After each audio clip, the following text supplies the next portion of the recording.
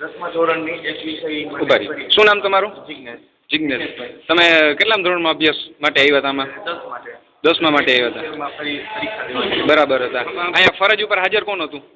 આવ્યો ત્યારે તો કોઈ નહોતું. મેડમ સાહેબ હતા. હા, કેટલા વાગે આવ્યા હતા તમે? 11 વાગે. 11 વાગે આવ્યા હતા. અને અહીંથી તમને ઉત્તર શું મળ્યો પાછો?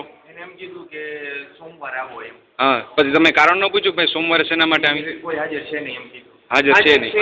કોઈ જવાબદાર વ્યક્તિ હાજર નથી એવું કહેવામાં આવ્યું. સાહેબ એક જ હતા ને. સાહેબ મેડમ સાહેબ હતા. બે જ હતા. મેડમ કીધું ને એને મને તો કીધું તમે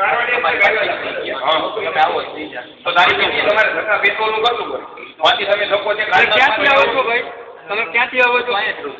રામના અહીં આવવાનો 10 ને 10 25 15 to 30 રૂપિયા ખર્ચો થાય. નકુમ સાહેબ કીધું કે એ આવવાના છે. કલાક બેઠો પણ નકુમ સાહેબ આવ્યા નહીં. મેં કીધું હાલો બપોર પછી આવું તો હજી આવ્યા નથી. હજી આવ્યા નથી. હા, અત્યારે વાગ્યા છે 3. 3 વાગ્યા છે. મને નકુમ સાહેબ નું કીધું હતું પણ નકુમ સાહેબ હજી દેખાય. અને હાથે ફોર્મ ભરવાનું કીધેલું કે હાથે ફોર્મ ભરી ફોર્મ ભરવા માટે કોઈ આવ્યું જ નથી. ભરવા માટે કોઈ આવ્યું જ નથી. ફોર્મ ભરવા માટે જ નથી. અત્યારે પાછું મેં ઢાબી સાહેબને કીધું કે મને કહે કે સોમવારે આવો એમ. સોમવારે આવજો. હવે અહીં આપણે મતલબ નાખો ને ભૂખ કેટલા કામ ધક્કા ખાવા એવું બરોબર.